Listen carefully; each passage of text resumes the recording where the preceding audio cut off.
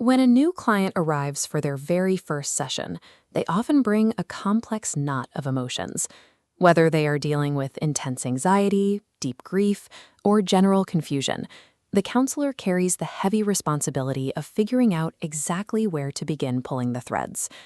As we see in this illustration, the core objective of the counseling process is to take that internal chaos and carefully wind it into a structured, manageable state. It is an active process of moving a person from overwhelming distress to targeted resolution.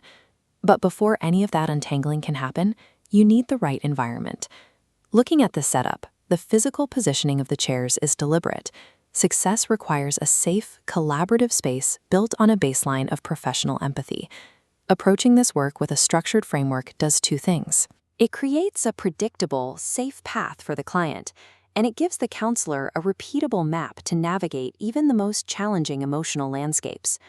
That map consists of 6 distinct stages.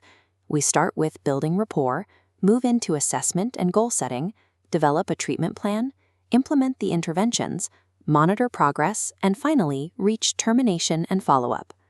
To see how this looks in practice, let's review a clinical case study. This is John. He is a 45-year-old man who has been struggling with depression and anxiety for several months.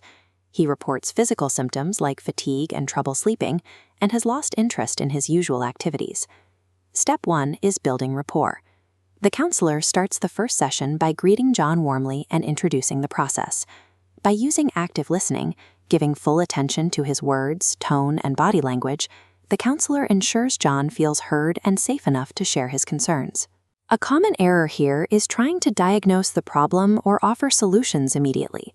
If you skip the necessary work of building trust, the subsequent steps will fail. Once trust is established, we move to step 2, assessment. Here, the counselor asks open-ended questions to gather history about John's symptoms, specifically when they started and how they impact his daily life. Together, they identify exactly what John hopes to achieve. Those objectives need to be SMART goals. SMART stands for specific, measurable, achievable, relevant, and time-bound. Using this standard ensures that the client's progress can be accurately tracked later on. Through these first 2 stages, the counselor and client successfully translate raw emotional distress into a clear, documented set of therapeutic targets. With targets set, we reach step 3, developing a treatment plan. Based on John's assessment, the counselor selects specific interventions. For John, this includes cognitive behavioral therapy, a psychological treatment that helps identify and change negative thought patterns, along with mindfulness practices and sleep hygiene strategies.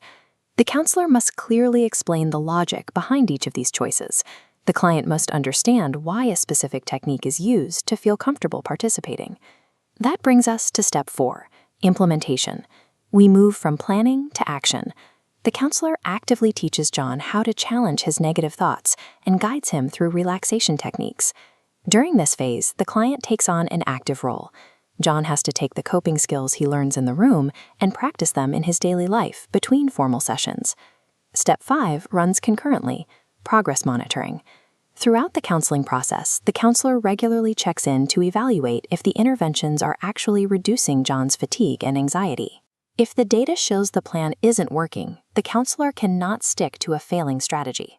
If progress isn't measurable, this is the exact moment to pivot and adjust the treatment strategy.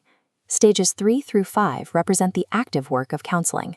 This is where theoretical plans are continuously tested and refined against real-world results. Looking at John's file, step 6, termination and follow-up, only begins after he reports feeling more hopeful and shows a clear reduction in his symptoms. He has achieved his goals and is now ready for independence.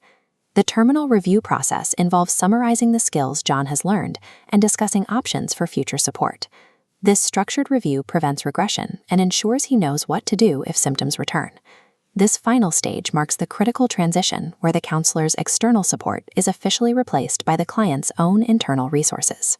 By working systematically from the initial greeting through to termination, John moved from severe fatigue and hopelessness to independent stability. This 6-stage framework functions as a repeatable cycle. It provides a consistent, professional structure for every new client, regardless of their specific challenges.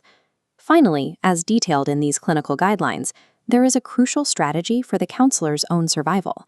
To prevent a client's challenges from becoming your own, you must maintain deep self-awareness and set clear professional boundaries.